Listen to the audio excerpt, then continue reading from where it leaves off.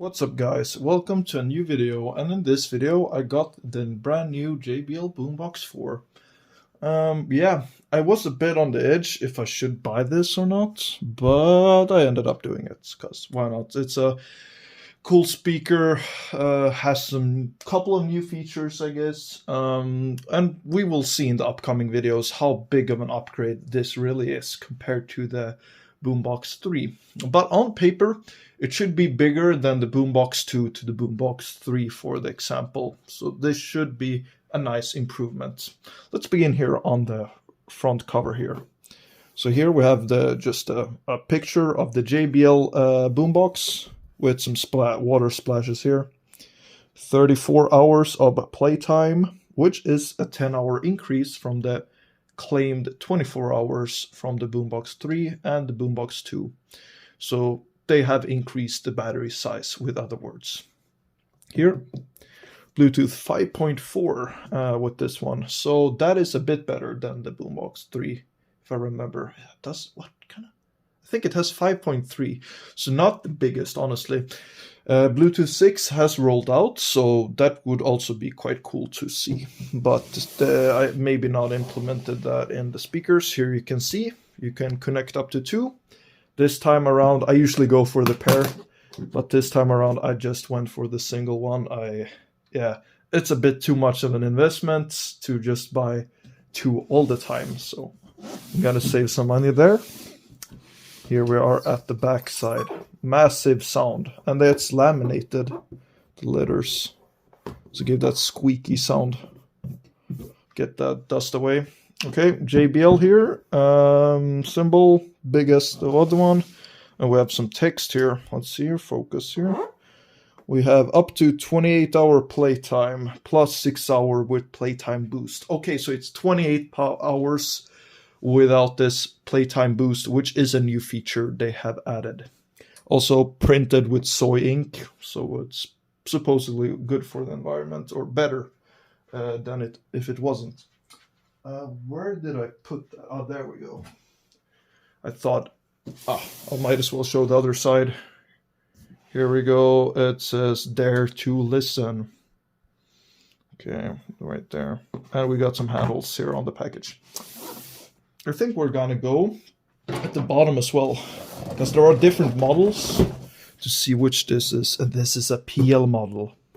The TL model is supposedly a bit more controlled than the PL, so I will say that. So this might distort. I was hoping for TL, but you can see here it says PL, unfortunately.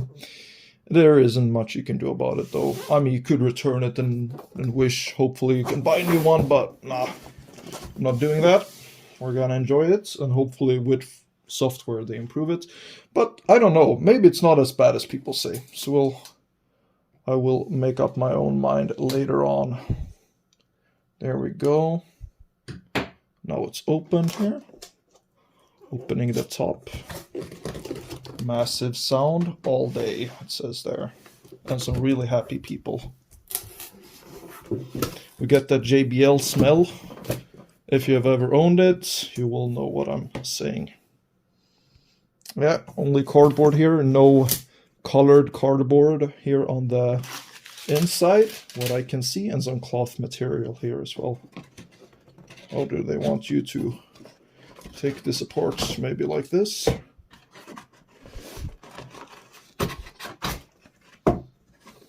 Okay, and then we just lift it out, I guess.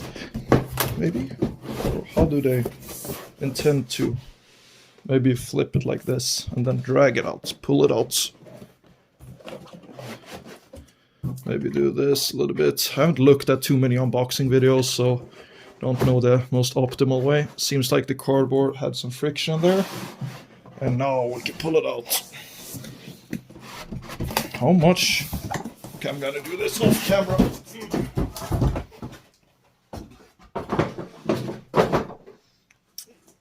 So there we have it. And then we get this as well. Let's start here with the peripherals. What do we get? We got some paper stuff. And this looks like a booklet. Such a big box for so little. That's something they might change for the future as well, to save on cardboard. Very small manuals. These are the smallest ones so far. Can be used as a power bank. Should be nice with that big battery as well. Look, it almost looks like everything here was opened, but it can't be, right? It's brand new, so shouldn't. And here we have the cable. Interesting. Maybe they do this like like some kind of job for like young workers to package, perhaps. I'm not sure. We have some tree cardboard bits, and here we have the speaker. Wow, it looks bigger than the BOOMBOX 3. Actually, it does. Quite a big chunker. It's, yeah, it doesn't weigh that much though. It weighs the same as a BOOMBOX, actually less than a BOOMBOX 2, which is quite impressive. But it feels heavy. Yeah, it still feels quite heavy. Maybe it's the way I'm carrying it though. Could be it. I'm gonna bring out the BOOMBOX 3 here. I'm not gonna make a comparison, but I want to give some contexts here.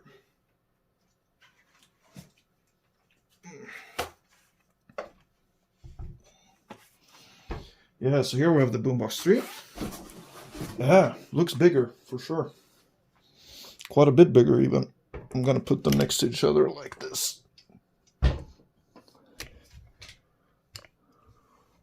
Yeah, wider and fatter. Yet the BOOMBOX 3 is heavier than the BOOMBOX 4. Now that is interesting. I think it is those magnets that are doing the heavy lifting. Because it's bigger, but it also got a bigger battery, so I don't know how that works out, honestly. Put them at like so, I guess. Yeah. Now that's really interesting. Let's put some more speakers here next to it. For the sake of it, let's add a JBL Charge 5 here. So not the Charge 6, but the Charge 5. And a Flip 6. They look absolutely tiny. Wow. Yeah, it's more massive than ever, I guess.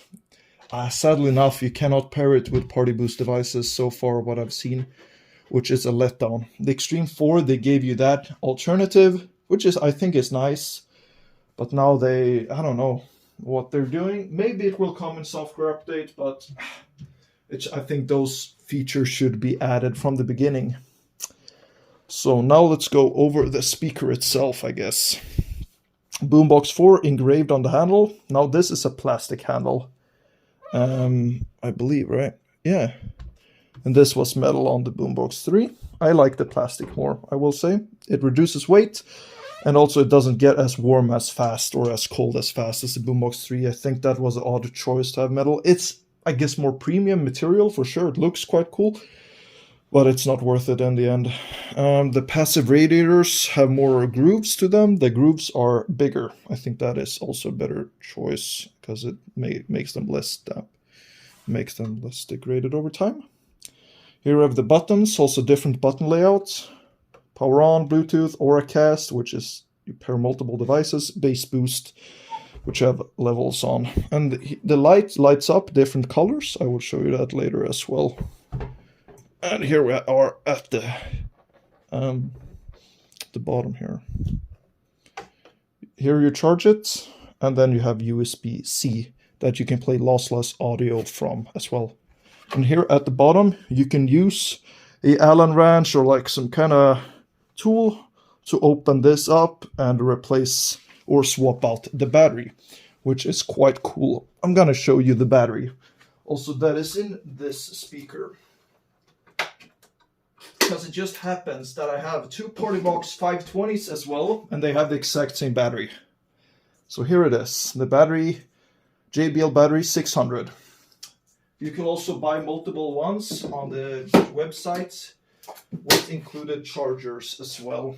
So they give you kind of a lot of tools, I guess, if you like that, which is cool. I like that. The swappability is really nice. A lot of people are complaining that it's not what is that called? Three-way system, so it doesn't have a so-called subwoofer. The problem is the BOOMBOX 3 never had a subwoofer because it didn't only play bass, it played other frequencies as well. So it was a mixed driver. It focused more on the low end, of course, but it was not only a low end. So it's a bit deceiving calling it a subwoofer. I do not. Maybe you could hear it at the lowest of volumes. Maybe it had better, will have better instrument separation, but that is really up to test out now. I think I think portable audio systems like these Bluetooth speakers, they have so many other limitations than like different drivers playing different frequencies that it's not. I don't think it's going to be the biggest of differences. But of course, it is an argument for sure that they're skimping on that. They could technically still have went for a similar layout on the JBL BOOMBOX and went for the neodymium magnets and maybe still fit in a swappable battery as well. I don't know. Perhaps. I'm not an engineer yet. I will be soon, but not us now, so I don't know. Okay, nearly fully charged here. Going into Bluetooth pairing. Let's press the bass button, and as you can see, the sides light up, which is quite cool indeed. And then I press it again, and now they're white. So they can either be turned off, orange or white. Sorry for that. Whenever you turn it on, it cuts out. It wants to pair with your phone, so it stops the video. Very intrusive, I might add. But yeah, it changes the light depending on which bass mode you are on, which is quite cool.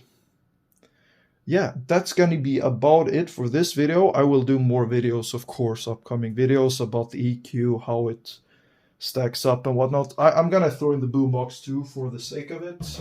I think that is honestly, now that I've owned the boombox 3, the boombox 2 for a while, I will say this. I prefer the boombox 2, how it looks. It is quite a bit, I don't know, it's something a bit about the styling. Also the weight is quite balanced. Got some dust on it, sadly enough. Yeah, I don't use them too much. The W King X20 is my go-to generally. Yeah, here they are. You get to see. So boombox 2 by far the smallest, then the boombox 3, and now the boombox 4, the biggest, but the lightest, which is really cool. But I think they were really, yeah, boombox 2, boombox 4, about the same weight. Yeah, so watch out for upcoming videos about these. I will compare these and the Partybox 320, the W King X20, and maybe do 2 boombox 2s against 1 boombox 4, because 2 plus 2 should be 4, who knows?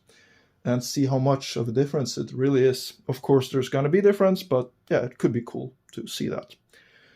Other than that, yeah, it's about what I expected. PL version, of course, might not be the best, but we'll see in upcoming tests. Thank you guys for watching this short little video, and see you in the next one. Take care. Bye.